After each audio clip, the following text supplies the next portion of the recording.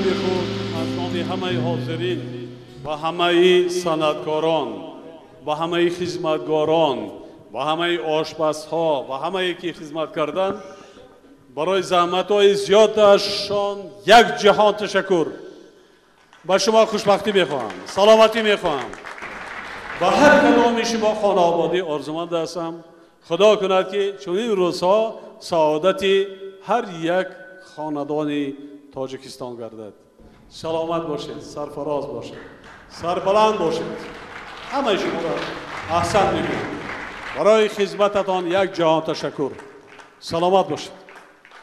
بیایتون دستاتان که من شما دا توفه دیگر ندارم، فقط تبریک میگویم. احسن میگویم. سلامت باشید. سلامت باشید. یک جهان تشکر. سلامت باشید. رستم جانم فرزند شما است. فرزند زمان صاحب استقلال دولت تاجیکان است. سلامت باشید. خوشبخت باشید. خوشبخت باشید. با همه بسته‌کاران بختیار با یگان کار داشتیم که بیایید جای دایم سر کار جوان هست شما. یک جان تشکر. سلامت باشید. یگان کمودی نبود؟ خوشبخت باشید. خدمت کردین خدای تعالی نگهبان همه ما شما باشید. سرتان درد نمی‌بیند. سربلند باشید. شما را دوست داشتیم که دعوت کردیم. اینم فراموش نکنید. چی است؟ راست؟ مالش.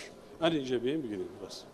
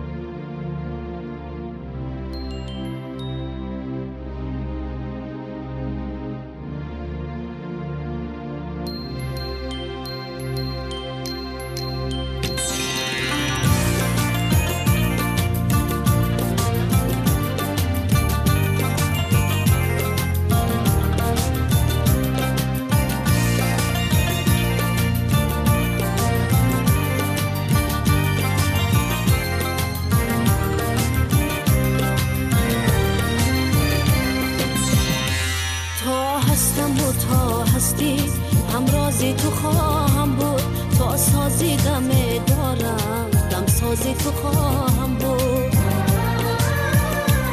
تا هستم و تا هستی همرازی تو خواهم بود تا سازی دم دارم دم سازی تو خواهم بود در دلی پرشورم تا نشعی درده هست در دلی پرشورم تا نشعی درده هست مفتونی تبو سوزی آوازی تو خواهم بود مفتونی تبو سوزی آوازی تو خواهم